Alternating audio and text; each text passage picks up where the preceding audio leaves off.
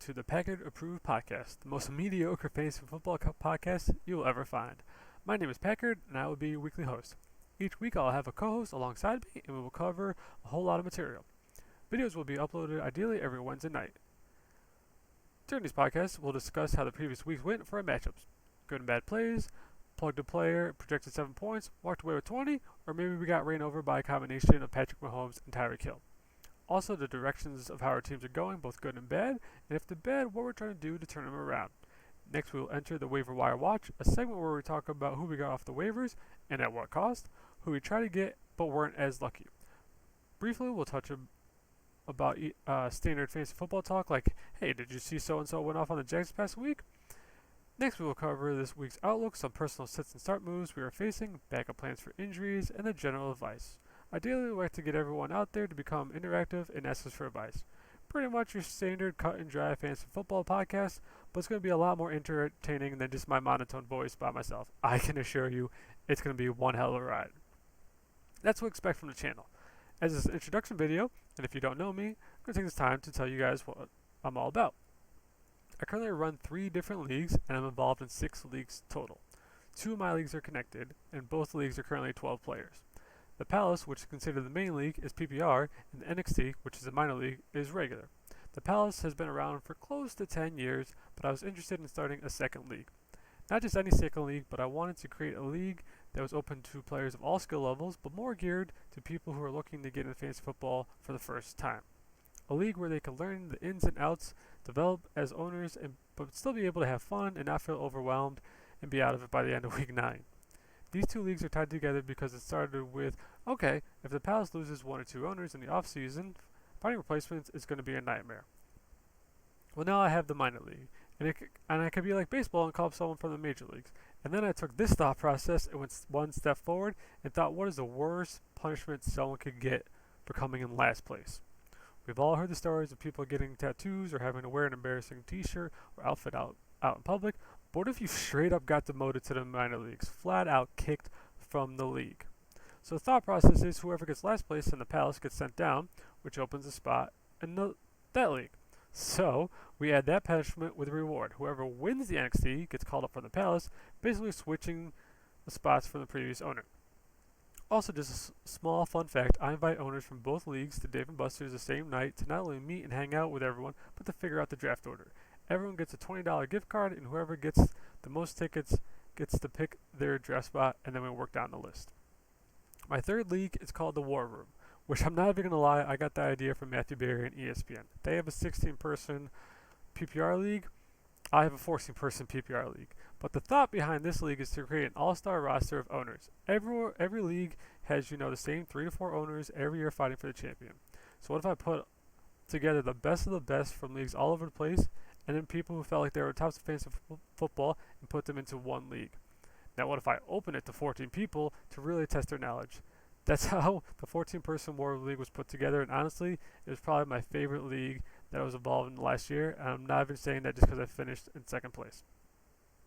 It was a lot of fun. I'm really excited about that. All 3 of my leagues are a lot of fun. But that War Room League, it's got that added bonus where it's the best of the best, It's American versus National. It's the AFC versus NFC. America versus everyone else. Rocky versus every other Russian villain ever created. It's a lot of fun.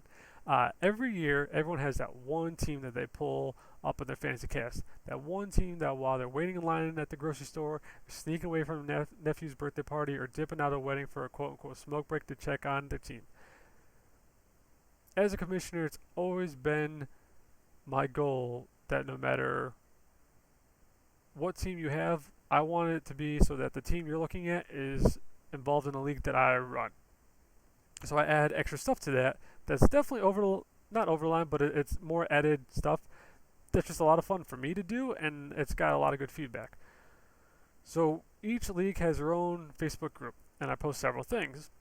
And what you can expect to this, if you have no idea what I'm talking about, on Tuesday mornings I post graphics for both the highest and lowest points scored.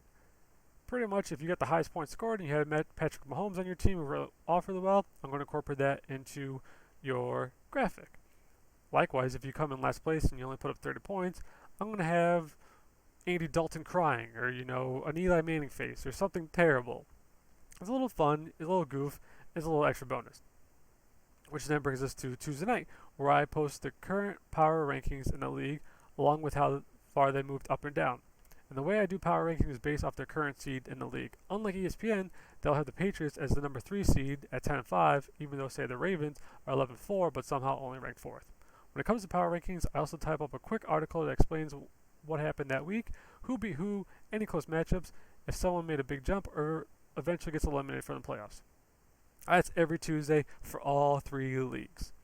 On Wednesdays, I post what we call the matchup of the week, or for lack of better words, this is our Monday Night Football game. Before the season starts, I create the Monday Night Football schedule for the year, where I try to get as many different matchups as possible, so almost everyone gets 2 games. I do this for 2 reasons. One, it's another avenue to get owners involved, and because near the end of the season and you're almost out of the playoff hunt, you think, what's the point of even setting up my lineup? Well, maybe you have a matchup against your rival in the league, maybe a family member or even someone who's trying to win to make it to the playoffs, and you just don't want to look embarrassed.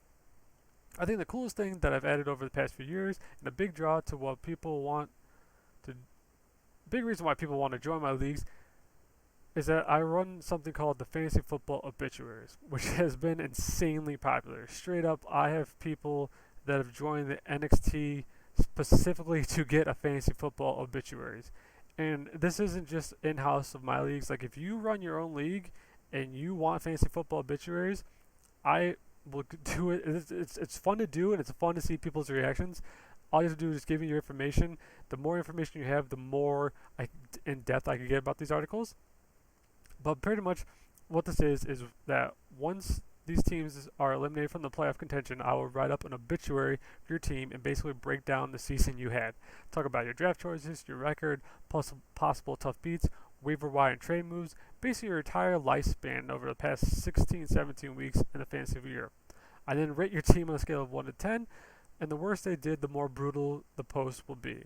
Almost like an insult. I do these, like I said, for all my leagues, and it's probably, outside of drafting, it's probably my favorite part of fantasy football, and it's not even something that every league does. As you can tell, I'm always looking for a way to step up my game from previous years as a commish of my leagues, and even more so to step up the way interacting with the fantasy football community as a whole. Which is why this year I'm kicking off this podcast. I'm really dedicated, passionate, and thrilled to get this going, and I look forward to producing not only high quality, but just genuine fun content for you all. Thanks for listening to me rambling on, and good luck with all your drafts this coming week. See you.